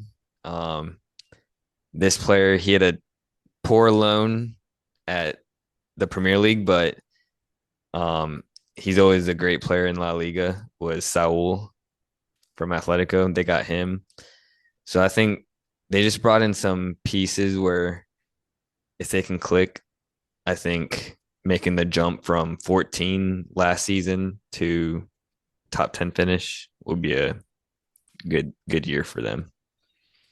Mm, that's a good shout. And then, do they still have Sergio Ramos on the team? I believe so. Okay. Yeah, he's a legend, and I mean, just having that type of presence in the locker room too Mm-hmm. goes Yeah, a long he's way. And is Jesus Navas too? He's still playing. I know he got subbed in.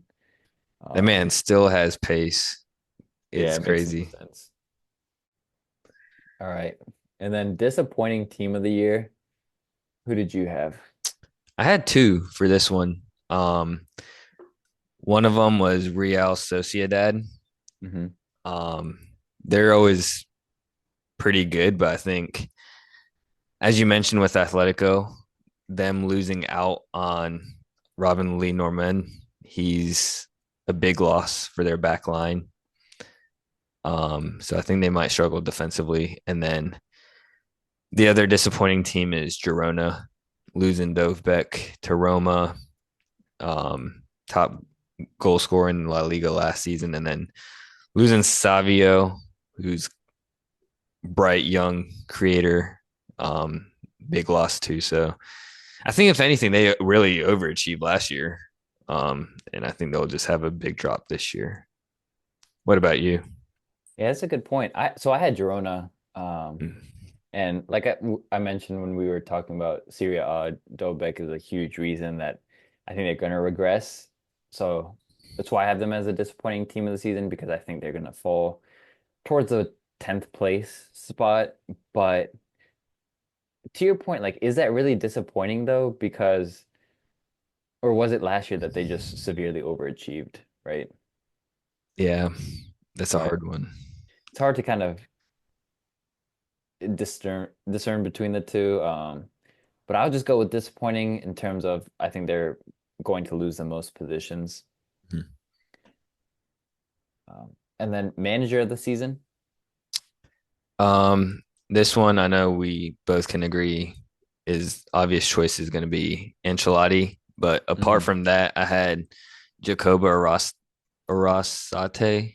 Um, he's the manager for Mallorca that tied 1-1 with Real Madrid, and I the reason why I said that I think that I wasn't surprised that they kind of gave Real Madrid some trouble was he had a very good season as a manager last year. He was a manager of Osasuna, and they overachieved quite a bit last year. They finished, I think it was ninth.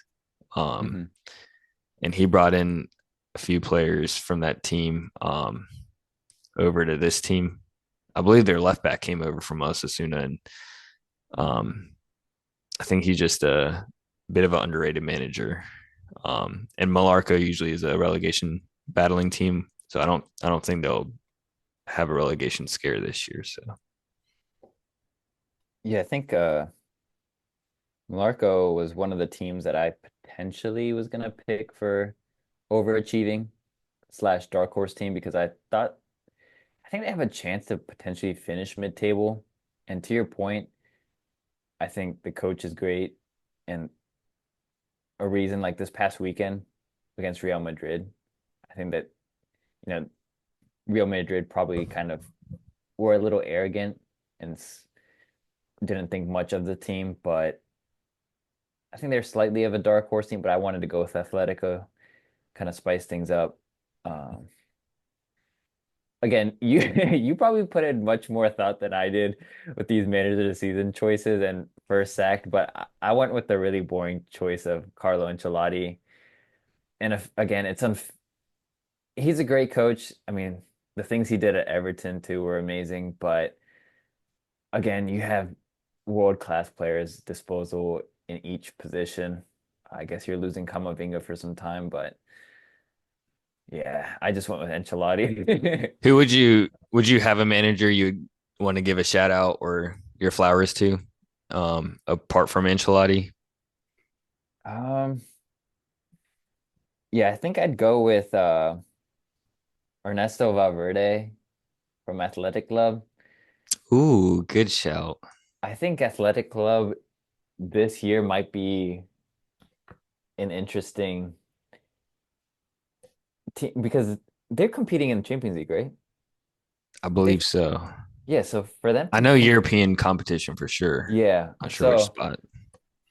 I think they've been improving, and if they can consistently be in the top four, and especially for a team like Athletic, like they haven't really been consistently good in the past. They're always mid-table, bottom.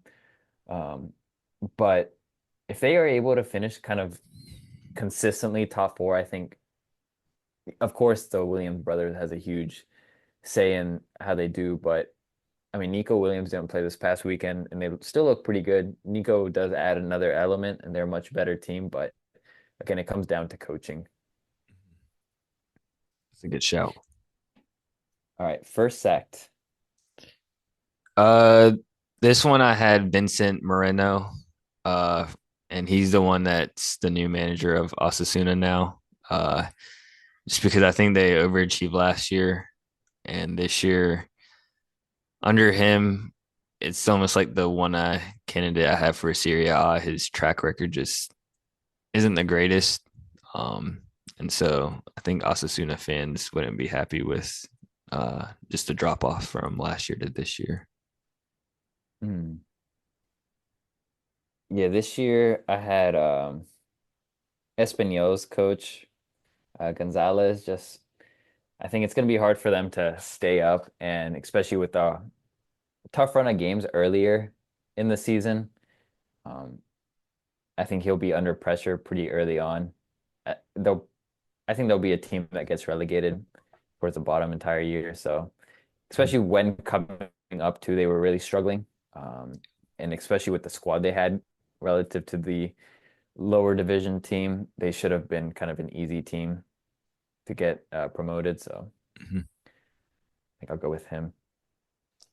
And then lastly is transfer this season for La Liga. This one I'm guessing would be unanimous. Mbappe. Yep, going with Um, Mbappe. for this one, I had a shout out too, just because I knew Mbappe is like a unanimous choice. But and you harped on him a little before too, is Julian Alvarez. Hmm. I think Griezmann's gonna absolutely love playing with Alvarez. Um, and I think City last year when they didn't have Holland, Alvarez was that guy that was stepping up. Um, so I think he is a miss for City. Um, Hmm. I think he just has a lot of talent, gets overshadowed by Holland at City, but I think now at Atletico he can really show his true potential to the team. Yeah, so my boring transfer of the season pick is also Mbappe. But my transfer of the season that's not necessarily it's probably going to be Mbappe, but who I'd pick as well was Gallagher. Just, watching every single Chelsea game, it was amazing to see how much energy he had. And he was really like that bulldog of the team, the leader of the team. And that's exactly the profile that fits Diego Simeone. He's gonna So absolutely love him. I think so too. So he's going to be all over that midfield, and I think the creativity he can bring, but also the defensive capabilities, I think he's going to fit right into his game plan. That's a good shout. Now talking about Gallagher, um, I know you guys had a loss to start your season with, but how much would you say you missed Gallagher in that first game? Because Enzo, I don't want to keep saying, but for that price tag and for being a captain this weekend Enzo it seemed like Fernandez. yeah, it seemed like he was the worst player on the pitch for Chelsea. And I don't want to be too harsh on him, but he just was losing balls, misplacing passes, and I think Gallagher, if he was on there, um, he's really he's not the one that will put out the stats, but he's like the United Park Ji Sung, just will give you that full 100%, runs around, does all the dirty work for others to shine. So what are your thoughts on losing out on Gallagher for Chelsea, and then the game this weekend missing him? Yeah, so I think that Gallagher comparison to Park Ji-sung first, I think it's a little disrespectful to both players, just because Gallagher, I think going forward, he adds a much different element than Park Ji-sung did. Um, and I think Park Ji-sung, disrespect to him was, I think defensively, that's what he prided on. Like Mm-hmm. you would te Sir Alex Ferguson would be, hey, mark this player, and he would kind of follow him throughout, like against Milan, he would just follow Pirlo throughout the game. Yeah. But I do see kind of what you're trying to say, as in like they're kind of the engine of the team Mm-hmm. in that midfield. I think more than that, we were missing a player at that attacking mid center, like the number 10 type role. Gallagher, I think, would have done a much better job than Enzo Fernandez, but I think it comes down to our coach too. I think someone else could have filled in much better. So I think Nkunku could have played there, and then maybe bring in Mudryk out wide, or Pedro Neto start out wide, or bring in Cole Palmer in there, and then um, put someone else out wide there, Madueke or something. Um, but it's a little unfortunate because I think Lavia was amazing this game, and I think he I was was very player of the game for you guys. He was completely very good. agree. And I was very excited when we got that signing. I remember when I was telling you I was more excited about him than Caicedo in a sense because we had Enzo, and it's just annoying because we have Caicedo and Enzo who both cost 100 million plus, but then we have Lavia who did not, but I think he's a key player and should be starting. I don't think Enzo should be playing in that position he did. I think that hurt us a ton, to your point, where a lot of misplaced passes, but also he doesn't have that creativity like a Cole Palmer, or like an attacking type minded player. Um, and he's also just not comfortable playing with his back to goal. You saw that. So I think if we had someone else in there, I think we had a real shot to steal a point.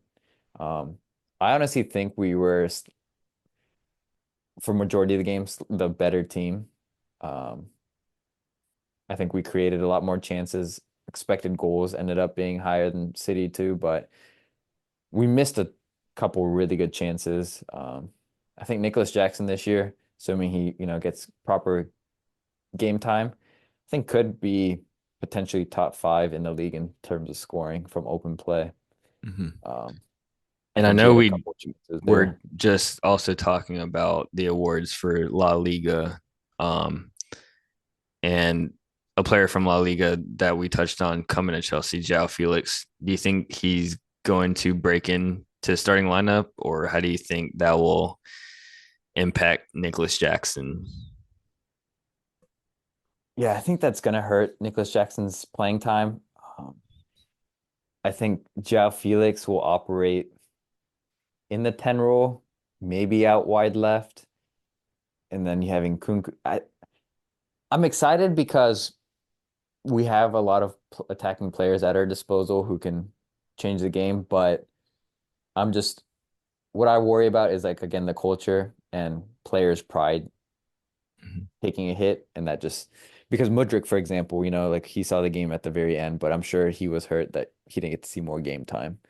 Um, so that's going to happen with a lot of players on our team, just given the number of players.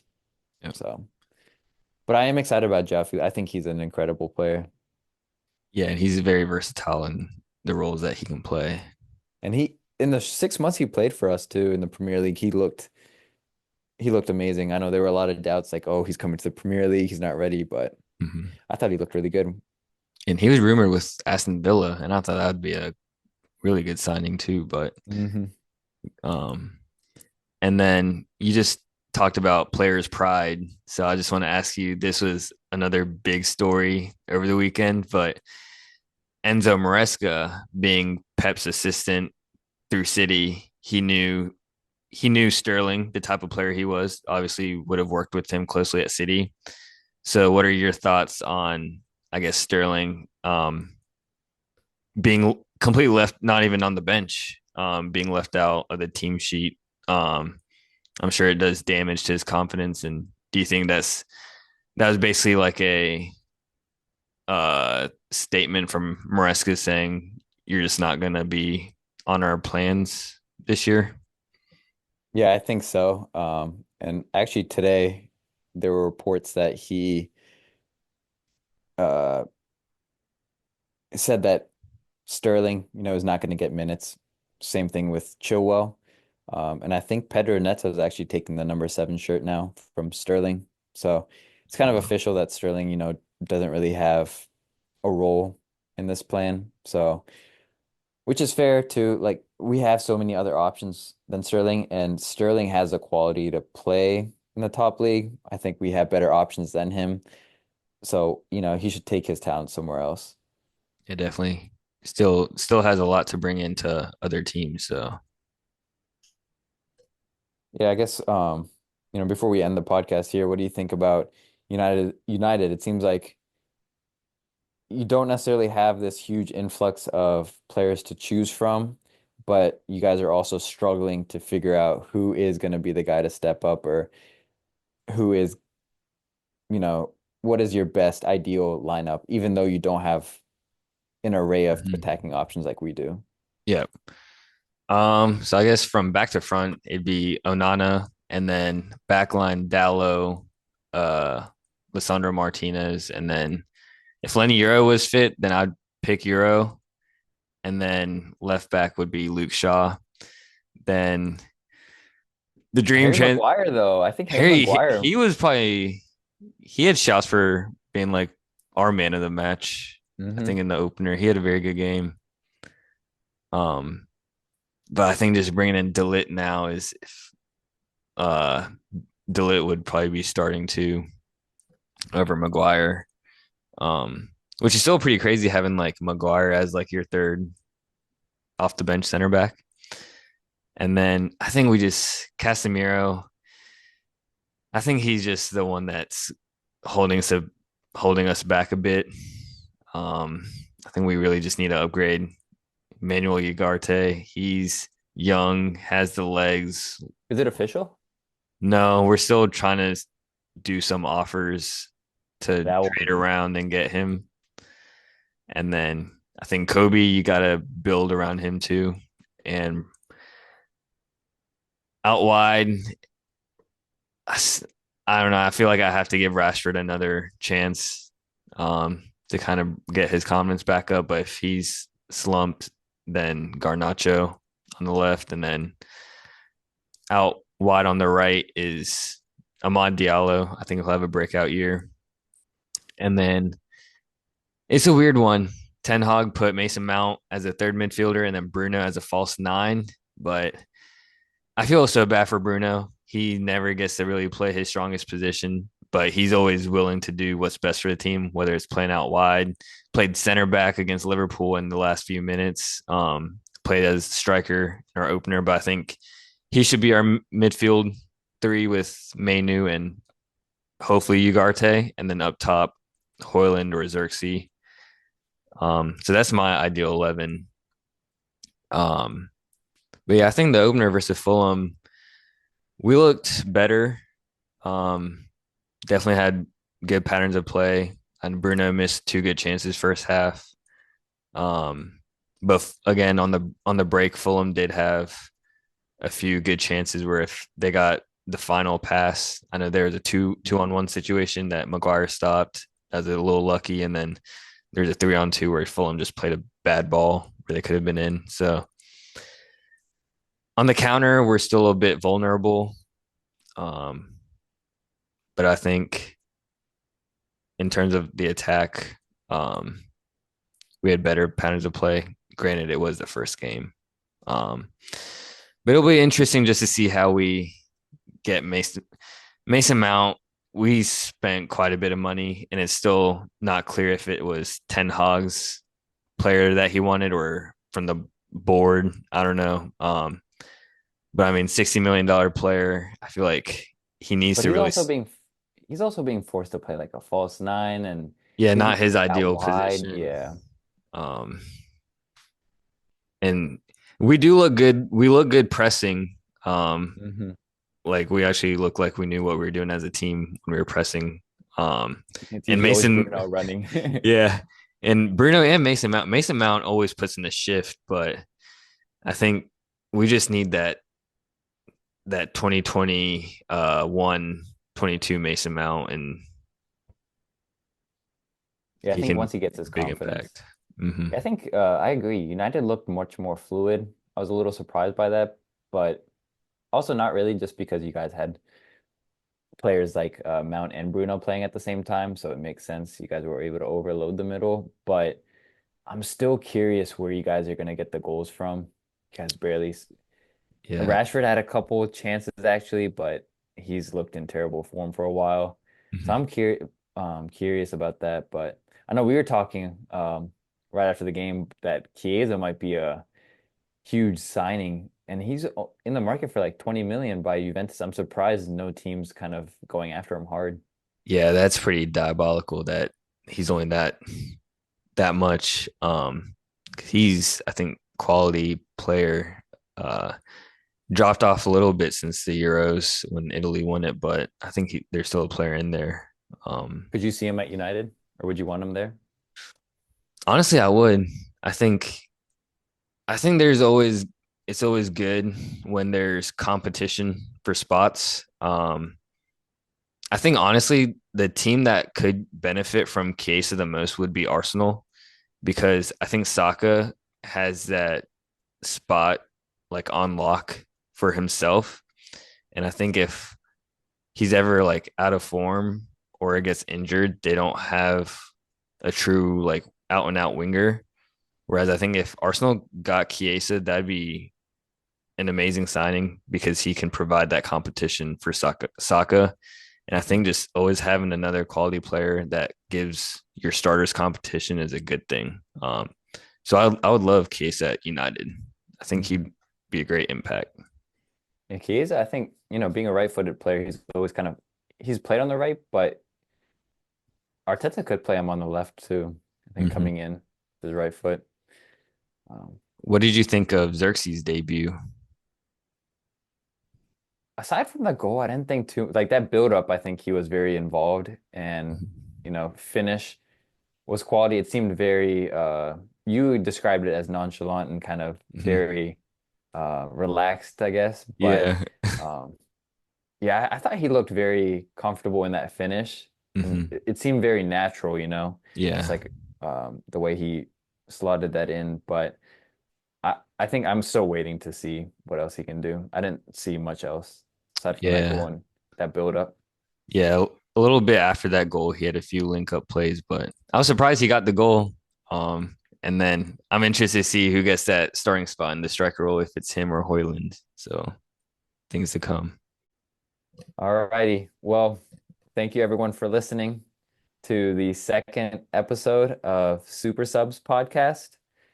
If anyone has any suggestions on things you'd like to listen in on or teams you want us to dig in, let us know. Open to any feedback. Thanks for listening. Catch you guys next time. Peace out.